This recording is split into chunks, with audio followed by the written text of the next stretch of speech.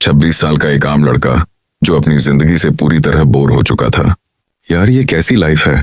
रोज वही सुबह उठना, ऑफिस जाना, बॉस की डांट सुनना, काम करना और फिर घर लौट आना। कोई एक्साइटमेंट ही नहीं। उसे लगता था कि उसकी जिंदगी बस एक रूटीन में फंस कर रह गई है। उसकी सबसे अच्छी दोस्त स्मिता, जो बहुत स्मार्ट और खूबसूरत थी, हमेशा उसे खुश करने की कोशिश करती। लेकिन अमित के दिल में कुछ और था। उसे स्मिता से प्यार था, पर 5 बार कोशिश करने के बाद भी कभी कह नहीं पाया। ऑफिस में उसके ऊपर टेंशन अलग से थी। बॉस हमेशा उसकी बेइज्जती करने का कोई बहाना ढूंढते। मैनेजर गुप्ता सिर्फ टारगेट्स और प्रेशर की बातें करते। ऑफिस स्टाफ में कोई खास दोस्त नहीं था। सब अपनी दुनिया में मस्त थे। रोज बस स्टॉप पर वही चेहरे मिलते, पान वाले चाचा जो हमेशा मुस्कुराकर पूछते, कैसे हो बेटा। समोसे वाला रमेश जो अपने समोसे की तारीफ करता। एक बुजुर्ग अंकल जो हमेशा किताब पढ़ते रहते। लेकिन अमित को इन सबसे कोई फर्क नहीं पड़ता था। उसे लगता था कि उसकी जिंदगी किसी और के कंट्रोल में है और वो सिर्फ एक कठपुतली बना हुआ है। एक दिन ऑफिस में बॉस ने सबके सामने उसकी बेइज्जती कर दी। बॉस, अमित तुमसे कुछ भी ठीक से नहीं होता। अगर ऐसे ही काम करोगे तो तुम्हारी नौकरी ज्यादा दिन नहीं टिकेगी। पूरा ऑफिस उसकी तरफ देखने लगा। मैनेजर ने भी घूरते हुए कहा, तुम जैसे लोगों की वजह से कंपनी का नुकसान होता है। अमित के लिए यह सहना मुश्किल था। मैं इतनी मेहनत करता हूं, फिर भी किसी को दिखता क्यों नहीं। उस दिन घर जाकर वो पूरी तरह टूट चुका था। उसने अपने कमरे में अकेले बैठकर सोचा, क्या मेरी जिंदगी की कोई वैल्यू नहीं? क्या मैं हमेशा फेलियर ही रहूंगा? अमित के दिमाग में नकारात्मक ख्याल हावी होने लगे। उसने अपनी डायरी खोली और आखिरी पेज पर लिखा, अब और नहीं सह सकता।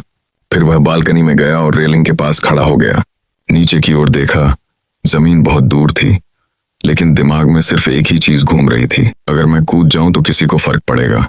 उसने आंखें बंद की और एक गहरी सांस ली। लेकिन तभी फोन बजा। स्क्रीन पर नाम चमक रहा था, स्मिता। अमित का हाथ कांप रहा था, लेकिन उसने फोन उठा लिया। स्मिता गुस्से में, तू कहाँ है अमित? मैंने पूरे दिन तुझे परेशान देखा है, बता क्या हुआ? अमित कमजोर आवाज में, कुछ नहीं, बस थक गया हूं इस जिंदगी से। स्मिता गुस्से में, मतलब तू बकवास मत कर। तू सोच भी कैसे सकता है ऐसा करने के बारे में? अमित चुप हो गया। क्या वाकई किसी को उसकी परवाह थी? स्मिता, अगर तुझे लगता है कि तू अकेला है तो सुन, तुझसे बहुत लोग जुड़े हैं। तुझे देखकर बहुत से लोग सीखते हैं। मैं तुझे एक दोस्त नहीं, अपना फैमिली समझती हूँ। अब तेरा मन करे या ना करे, मैं तुझसे मिल रही हूँ। घर के बाहर आ। अमित के कदम पीछे हट गए।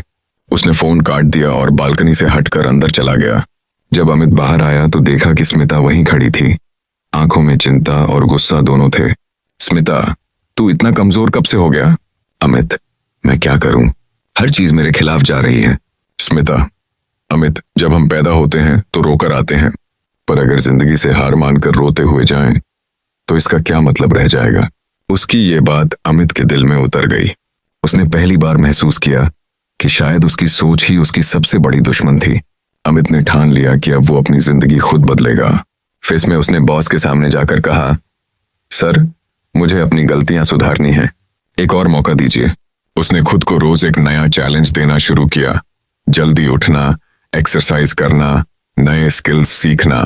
ऑफिस में अपने काम को और बेहतर बनाया।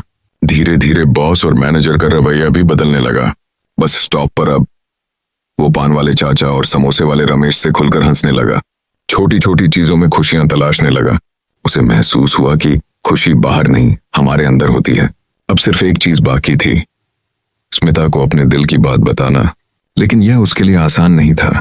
5 बार पहले भी उसने कोशिश की थी, लेकिन हर बार डर से हार मान ली। इस बार उसने खुद को आईने में देखा और कहा, अब नहीं डरूंगा। अगले दिन उसने हिम्मत जुटाई और अस्मिता को एक कॉफी शॉप में बुलाया। अमित, स्मिता, मैं तुझे एक बात बताना चाहता हूँ। मैं तुझे पिछले कई सालों से पसंद करता हूँ। 5 बार कोशिश की, लेकिन बोल नहीं पाया, पर अब मैं कुछ भी अधूरा नहीं छोड़ूंगा। स्मिता चुप थी। अमित का दिल तेजी से धड़कने लगा। कहीं उसने दोस्ती भी खो दी तो? कुछ सेकंड्स की चुप्पी के बाद स्मिता मुस्कुराई और बोली, तू जानता है अमित, मुझे पहले से पता था, पर मैं चाहती थी कि तू अपने डर से खुद बाहर निकले। और देख, आज तू जीत गया। अमित को यकीन नहीं हुआ। मतलब स्मिता, मतलब तेरी ये जंग खत्म नहीं हुई, पर हाँ, तू सही रास्ते पर है। अमित अब समझ चुका था, जिंदगी में असली मजा हार मानने में नहीं, बल्कि खुद को बेहतर बनाने में है। अब उसकी जिंदगी वही थी, लेकिन नजरिया बदल चुका था, क्योंकि जब सोच बदलती है तो पूरी जिंदगी बदल जाती है।